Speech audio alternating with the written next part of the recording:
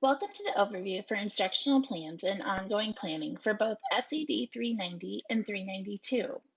You will submit instructional plans for a grade as a way to evidence your deep knowledge of planning for your learners. All of your instructional plans will be kept in your OneNote notebook, and the university supervisor that is assigned to you will grade the 6 instructional plans that you submit for a grade. Daily instructional plans.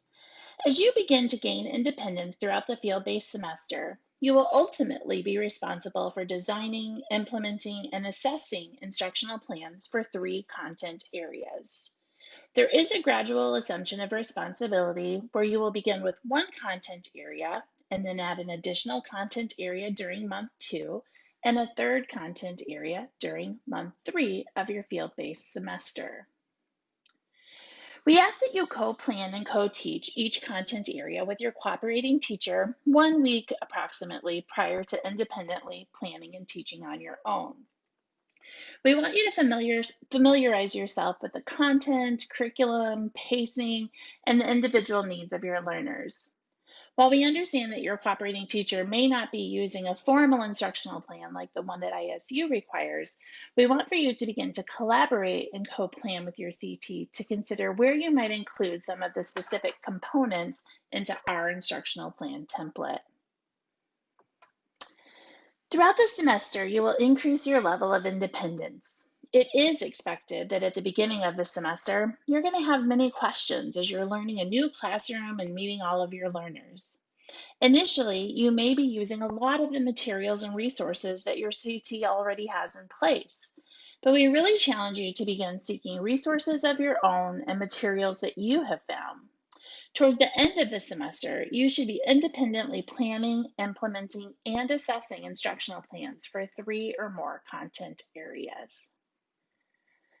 How do I evidence that I'm planned in advance? All instructional plans will be kept in your OneNote notebook. Your plan should be shared with your cooperating teacher on a regular basis. We ask that you submit all plans to your cooperating teacher 2 plans in advance so that they are able to offer you feedback. This allows your CT time to review your plans as well as gives you some additional time to make any adjustments before it's time for you to implement. Please date all of your instructional plans and kindly ask your CT to initial and date the plans once they have had a chance to review them. Your supervisor will be the one that is reviewing your OneNote notebook approximately every 2 weeks, and this will be one way for them to determine if you've been maintaining your responsibilities. Please note, if any field-based candidate is not planned in advance, they will not be permitted to teach until they evidence to their supervisor that they are meeting their responsibilities and expectations. Submitting a plan to toggienet for a grade. Submitting a plan to toggienet for a grade. Although you will likely design around 60 lesson plans over the course of the semester, you will choose a total of 6 plans to submit for a grade. You can choose any of the plans that you would like to submit. Be mindful of the rubric indicators and choose instructional plans that best evidence your knowledge and skills. While you can choose any of your plans, with the exception of your EdTPA instructional plans, you might not want to submit an instructional plan where you're administering a test, for example, because you wouldn't really have a strong methodology section. Be judicious in selecting the plans that you feel best evidence the requirements.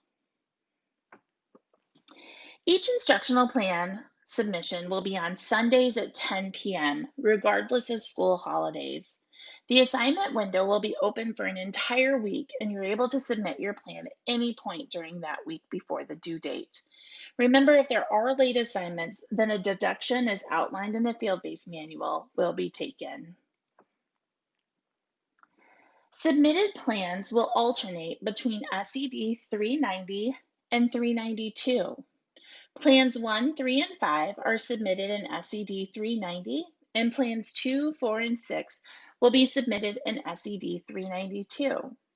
Your supervisor will grade your instructional plans and return feedback and your rubric to you by the end of the week. We ask that you review this feedback and make any adjustments to your subsequent plans. What should I upload to ReggieNet?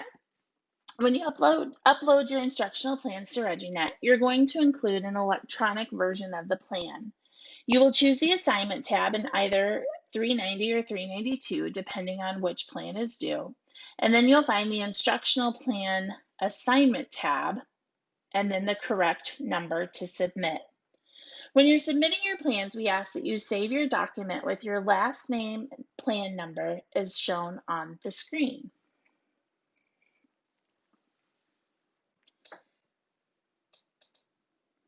You will upload your instructional plan template from a plan that you've already taught, along with the data that you collected on your objectives. You're going to also submit your assessment data and include learner outcome data along with your considerations for next steps. We ask that you combine the instructional plan and data into one document to limit the number of attachments that your supervisor needs to review.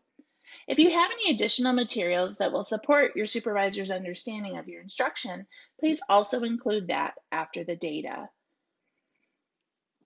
You will include an instructional plan rubric for each plan that you submit, whether it's saved at the end of your instructional plan document or as a separate document, but a rubric should be included with all of your instructional plan submissions.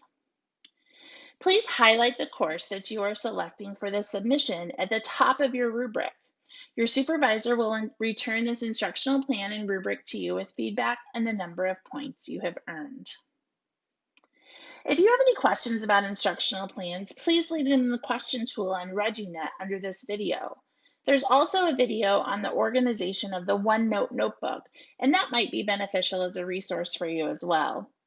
As a reminder, your supervisor is the one who assesses your instructional plans, as well as your ongoing planning in OneNote. So specific questions may need to be directed to them. We encourage you to join us for office hours and share any questions that would benefit the group. Thanks for your attention.